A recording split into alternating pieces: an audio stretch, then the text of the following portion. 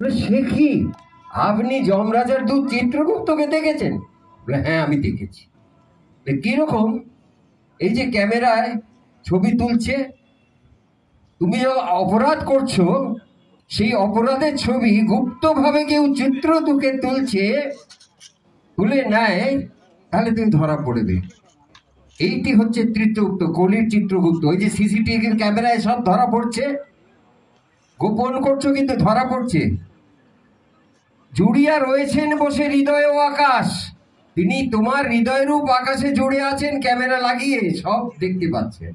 ফাঁকি ঝুঁকি তার কাছে কিছু চলে না, তার কাছে ফাঁকি ঝুঁকি কিছু চলে না। তুমি ভাবছো কোর্ট, সুপ্রিম কোর্ট, আইন, ওইটা বাদ দিয়ে তুমি একটু পয়সা দিয়ে মানুষকে ফাঁকি দিতে পারবে, কিন্তু তার কাছে ফাঁকি দিতে পারবে না। প্রারব্ধ, ওপারে গেলে পাবে ধোলাই, এরকমও গান আছে।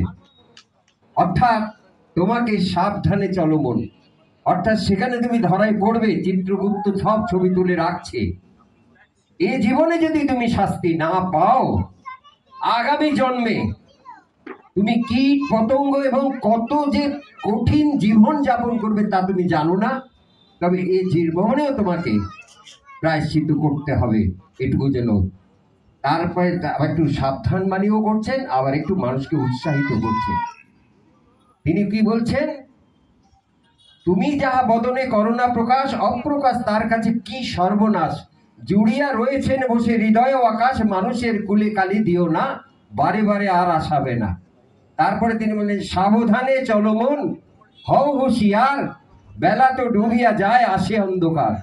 মন সাবধানে চলো, হুঁশিয়ার হয়ে চলো, বেলা ডুবে যায়, অন্ধকার আসছে। মানুষই দেবতা, একটু উৎসাহের কথা বলছে। মানুষই দেবতা হয়, হয় অবতার, ভবা কয়ে চোখ মেলে চেয়ে দেখো না। মানুষই দেবে, দেখো রামকৃষ্ণ, বিবেকানন্দ, বামদেব, লোকনাথ বাবা, ভাও পাগলা, যুগে যুগে আসেন যুগ অবতার, কত লীলা করেন পাতিয়া সংসার। যুগ অবতার আসছেন তারা, কিন্তু অবতারই তো হয়েছেন ভগবানের রূপ ধরে। তারা ভগবানকে আরাধনা করতে করতে তারা ঈশ্বরত্ব, ঈশ্বরের শক্তি পেয়েছে। সেই শক্তিতে তারা মানুষকে পরিচালিত, তাদের কথায় চলো, সৎসঙ্গে তার সৎসঙ্গ করো।